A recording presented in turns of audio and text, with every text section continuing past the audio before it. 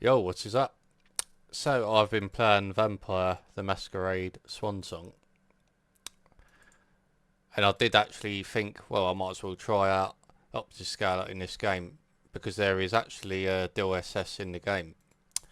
But I've found upscaling just isn't working that great on it, and it's one of the rare cases actually where I think native is going to be better in the games I've tested anyway. Because usually when I'm putting this technology in, it's been an improvement. But I did notice a few things with DLSS as well. So it doesn't surprise me too much. But so we've pasted all the OptiScaler files in. So AMD, and I'm using DLSS because there's just FSR 2 in the game and no sign of 3.1. But it is an older game. So I'm actually surprised it works at all, to be honest. Because I first played this game actually on the 4090, and I didn't even think it had upscaling in the game, but it runs so well. You literally don't need it on the 97 XT. But it's just quite interesting because I think some games where they've got FSR2 in, it's not always going to be working how it should, I think. But so at the moment, there's nothing on. So this is native, I believe. Let me just double check. Did previously load it up and then I reinstalled OptiScaler. Right, so yeah, it's native. So if you look at this table in the middle of the room here, and if you look at the floor, at the carpet, and then you'll see as soon as I turn it on, so I'll have to put DLSS on because we've got to run FSR through that. On nature quality, there's just some weird stuff going on really. So we apply that, which gives us FSR 4.0.2, and it starts shimmering on the carpet. So that's the main thing that aliasing for some reason is running amok. It's just not working how it should, and I think it's because it's just one of them games where for some reason upscaling it just doesn't like upscaling. So you do get more performance, but I was looking at DLSS 4 on this game as well. I was thinking, when I'm looking at his hair and bits like that, it was a bit off. All I would say, DLSS did look better. So I just think it's not working how it should, FSR 4 on this game. It's nothing to do with FSR 4 itself. If it was working properly, it would look great. So it's just going to be the case with some older games. So you got to obviously have a good look before you turn FSR 4 on. But majority of those games I've seen a good improvement. Spider-Man Remastered was a very good improvement, almost like a remake. A few other games like Callisto Protocol looked pretty good when I turned it on. Metro Exodus, that was actually one where it wasn't working properly. So it's a lot of these games with a FSR 2 where there's no FSR 3 in the game.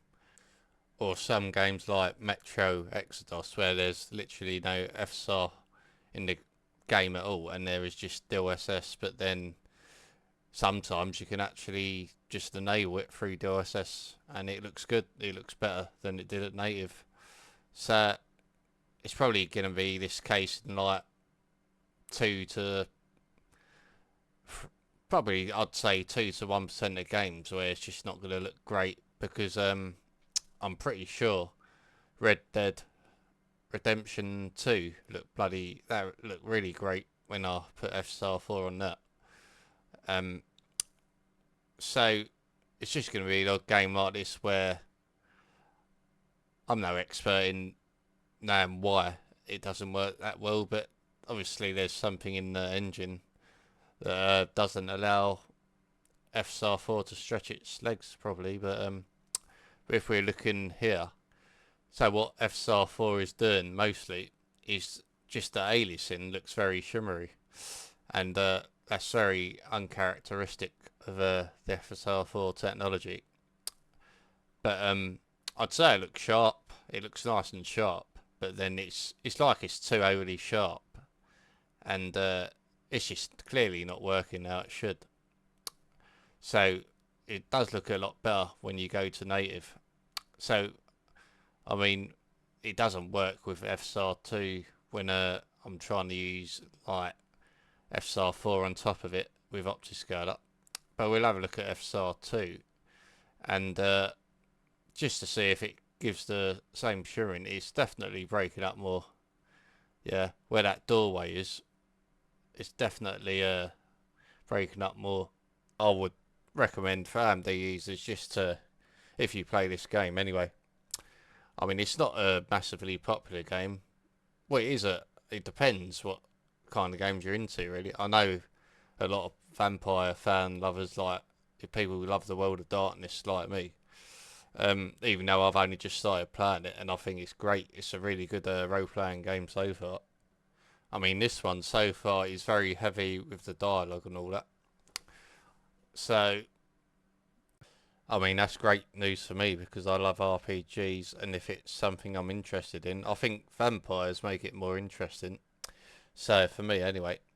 So, I'd definitely recommend it. Definitely, I mean, I would say, if you, I mean, the first game of this, obviously, it wasn't a visual masterpiece, but it was a really fun game. So, and I haven't actually completed it just yet. But I did actually buy this because it was on offer. It was like a birthday gift, and then I actually just saw that the stories weren't connected anyway, so you don't have to complete the first one before you play this. But it looks like native is the winner on this game. So I don't know why it's not working great. Let me just have a quick look actually.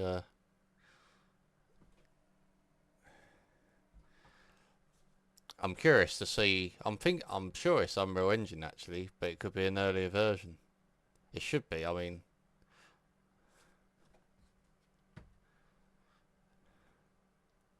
yeah, it's Unreal Engine 4. So possibly it could be a very early version of Unreal Engine 4. And it's just not liking the upscaling for some reason. I don't know. It could be a developer thing. I don't know. But you got DLSS in the game anyway, and it did look better. So I'm not sure. I mean usually as I said with FSR2 in the game, and you try and use OptiScaler on top of it, it doesn't always work out how you think. But there's not been too many games like that where I found it to not look great when I'm using DLSS. But then you'll get some outliers. But the good thing is I mean, most graphics cards today, even maybe possibly some, I'm pretty sure RDNA 2, the older graphics cards could probably run it pretty well as well. Definitely RDNA 3. So, I mean, the other thing I did find actually, I was doing a mission the other night, and I found I kept getting stuck, and that is actually a trademark of some of these games with Unreal Engine 4.